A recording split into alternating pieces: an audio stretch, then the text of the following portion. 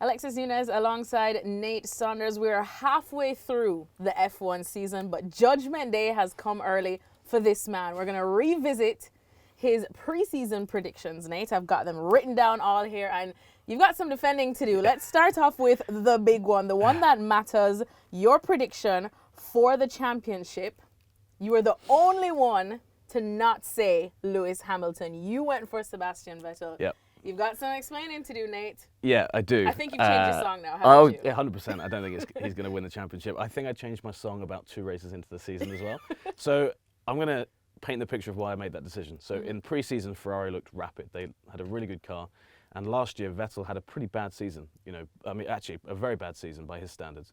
He made a lot of mistakes and let Lewis win the championship much easier than he should have been able to win it. And I thought Vettel, being a 4-time world champion, he would use the winter, regroup, get himself back to where he needed to be. Yeah, young teammate coming in to kind of keep him, hot on his heels, keep him on his toes, and he had a quick car. It seemed like a good redemption story. So when I wrote it, I thought, this seems good. And then the race in, Mercedes dominate the first race. In the second race, Vettel goes and makes a big mistake in Bahrain, and I think, this is a terrible decision. So I realized pretty much straight away that it was a bad call. But I would justify it when I wrote it that it made sense. Now this is Sebastian Vettel that we're talking about too, so just put your little analyst hat on. What would you put it down to? Of course, I've seen a lot to talk about, just simple personal errors and whatnot. What are you putting it down to? I think last year he was rattled by Lewis Hamilton. Those were the mistakes. The big one that he made was he was leading the German Grand Prix. It started to rain. Lewis was catching him at a rate of knots. He would have known that. He would have been being told in the radio, Lewis is this close, now he's this close, now. Imagine like the Jaws music playing in his head, Lewis is getting closer. And he makes a mistake under pressure. Makes a mistake under no pressure, completely unforced error, goes off, crashes out.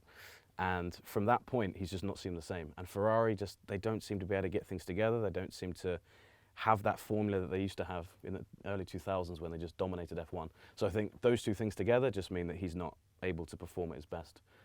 We've seen glimpses of it in Canada. He got pole and he probably should have won that race. He got a controversial penalty, but he's just not been the same guy.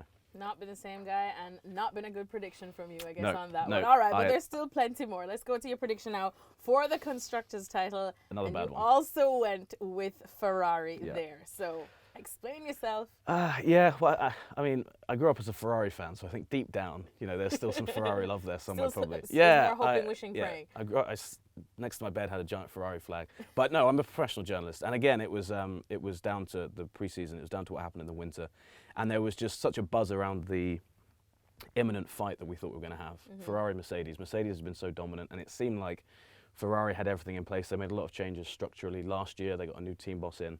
And it just seemed like, Ferrari's now in the position it needs to be to win.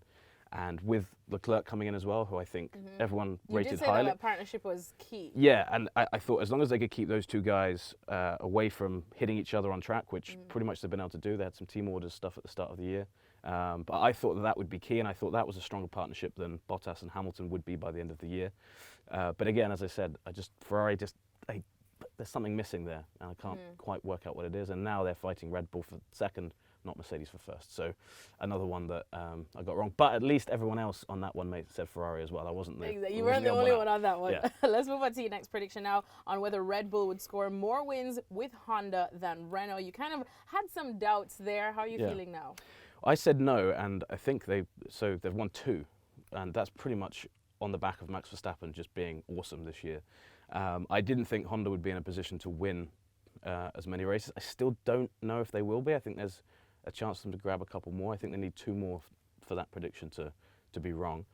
I'm still going to stick with it. I think that if you look at the wins Max took, they were Mercedes off days. He did an amazing job. I'm not taking away from him, but they're still not in a place to legitimately challenge for wins every weekend.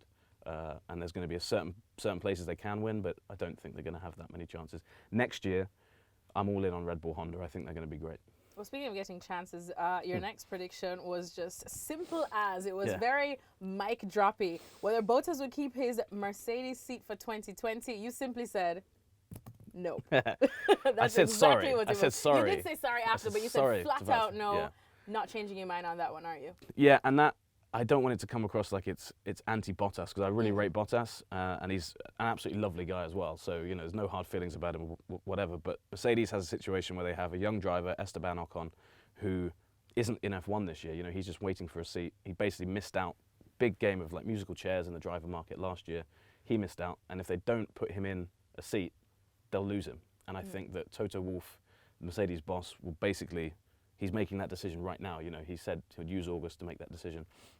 That was always my call, and Bottas hasn't seized that opportunity and taken the fight to Lewis like he should have done. If he was sat here right now, level on points with Lewis or ahead of Lewis in the championship, I'd say, you know, I made the wrong call, but I don't think Bottas has shown that he can beat Lewis over a season.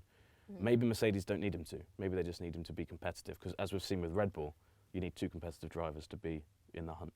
And then finally, now we're just going to merge these two together because we're, of course, running out of time. Breakout star and season's flop. Breakout star, you said Charles Leclerc. We're going to call him Litty Leclerc because he has been just that, at least in my estimation. And then season's flop, you said Pierre Gasly. Yeah. So this is where I get to keep my job now, because I can say at least I got these two right. I think Charles Leclerc has been great. I don't actually think he's been the breakout star. I think two of the rookies, Lando Norris, Alexander Albon, have both been great. Leclerc's made a couple of big errors. He probably should have won a race by now, and he hasn't. But he has been great, and you know he's really stepped up to the plate at Ferrari. Gasly was promoted way too early, and unfortunately now he's paying the price for that. It wasn't really his fault. You get promoted to a better team, you're going to take it. You're not going to say, no, I'm not ready for it yet. And he's up against probably the best driver in F1 right now on pure form, behind Lewis Hamilton, and he just got eviscerated by Max Verstappen.